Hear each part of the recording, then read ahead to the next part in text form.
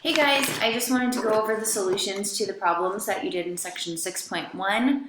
The ones that I think are more straightforward I'll go through pretty quickly, and the harder ones we'll spend a little bit more time on. So in the first two questions, they're basically just asking you to compute some dot products and to compute the magnitude. So there are two things that we need to remember here. The dot product of two vectors of the same length, we just multiply the first term of each one, then we multiply the second, and all the way down to the last. So if I want to take the dot product of these two, I'm going to do 3 times 3 plus -1 times -1 plus 5 times 5. So I end up with 9 plus 1 plus 25, which is 35. So similarly, if I want to dot x with w, I take those two, so 3 times 6 plus -1 times -2 plus -5 times 3. And so I get 18 plus 2 minus 15, which is 5. The third one, they're just asking you to put those two results together. So I had to have 5 over 35, which is 1/7. Now in question 8, they're asking you to compute the magnitude or the norm. And so the key thing to remember here is that the norm squared is equal to a vector dotted with itself. And so to get the norm, I'm just going to take the square root.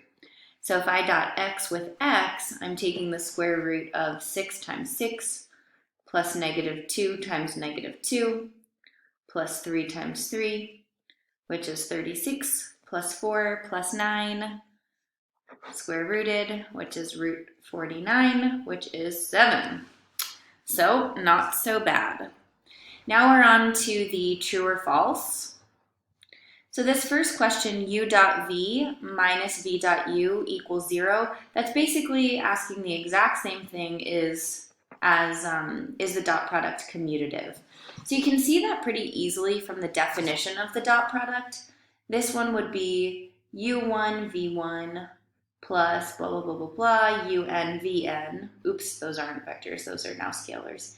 The other one would be v1 u1 all the way up through v and un, but we know that this and this are equal because for real numbers, multiplication is commutative. So this one's true. Now, if we look at this property of scalars, well, this one is actually going to be false. And you can check that by looking at what if c is -2. So then I'd be doing -2 times v. To get the magnitude of that, I'm doing -2v dot -2v, and then taking the square root. But from the properties of dot products, we know that this is going to be -2 times -2, v dot v. This is +4.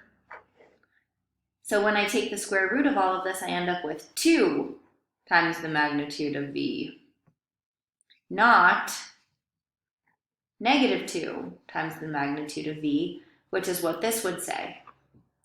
So what we actually have is that the magnitude of c times v is the absolute value of c times the magnitude of v. All right, question C. If x is perpendicular to every vector in W, then x is in W perp. True or false? So to figure this out, we want to look at the definition of W perp, which is every vector that is orthogonal to W. So x is in W perp if and only if x is perpendicular to every vector in a set that spans W. This is fact 1 in your book after the definition of W perp.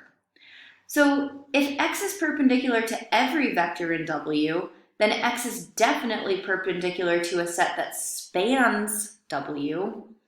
So this is true.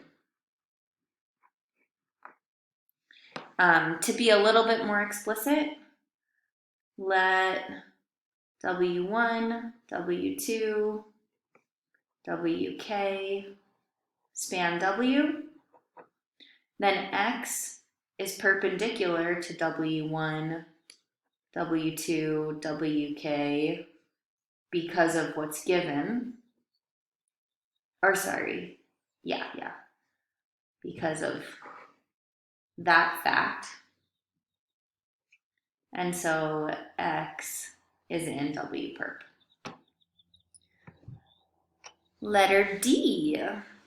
If the magnitude of u squared plus the magnitude of v squared equals u plus v magnitude squared, then u is perpendicular to v. This is true because this is the Pythagorean theorem. So just check that. And finally, if A is an m by n matrix and x is in the null space of A, does that imply that x is perpendicular to row A? Well, the row space of A is the same as the column space of A transpose. So this is true because of those relationships between null A and columns A transpose. You can check that in the book. So I'm going to pause it here. We'll just do those 3 in this video, and I'll do the next few in another video. Thanks for watching.